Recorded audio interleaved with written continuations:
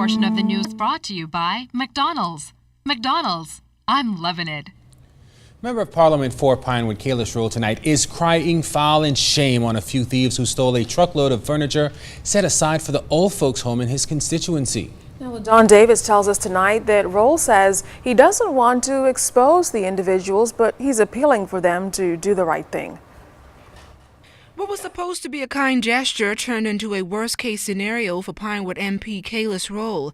Back in May last year, his constituency was the hardest hit by massive floods, which caused severe damage to the interior of many homes. Following the devastation, Roll offered to assist his constituents. And one of the initiatives that I undertook to do was to go around to the different resorts and ask them to give us an opportunity to take the furniture that they would be discarding or selling when they change out the existing inventory. And most of the resorts do that on a regular basis, and the furniture is usually in very good condition. And we were able to secure 4 40-foot containers.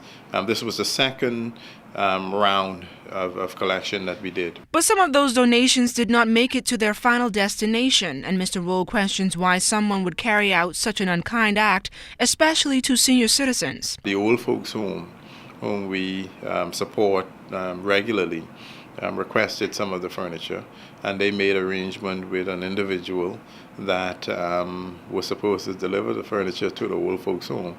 And I understand that they saw the truck that was transporting the furniture headed in a direction away from the old folks home.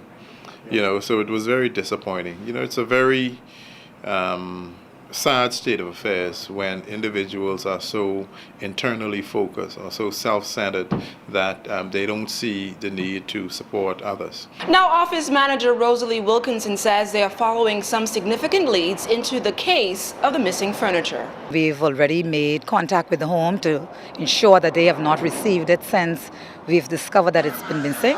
Persons who loaded the truck never actually made it to the home. With the truck. The police are investigating. I said, we know who they are and we know where the furniture went, and we're just waiting to get some additional word from the authorities on that matter. The area member of Parliament made this appeal to the culprits involved. You know, we anticipate that that person would look into their heart and do what's right. LaDon Davis, ZNS Network News.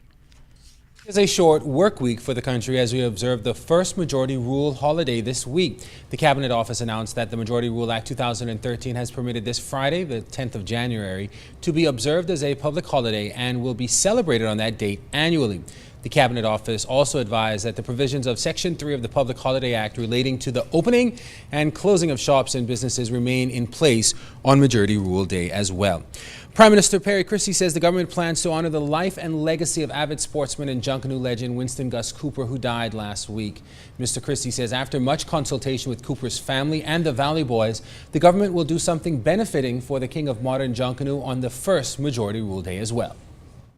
I was 15 years old at the time, and I remember that how 3-4 of us sitting on my wall, my home, said, let's start an athletic club. And that's how the Pioneer Sporting Club was born. And I think of Doyle Burrows, I think of Edward Fitzgerald, I think of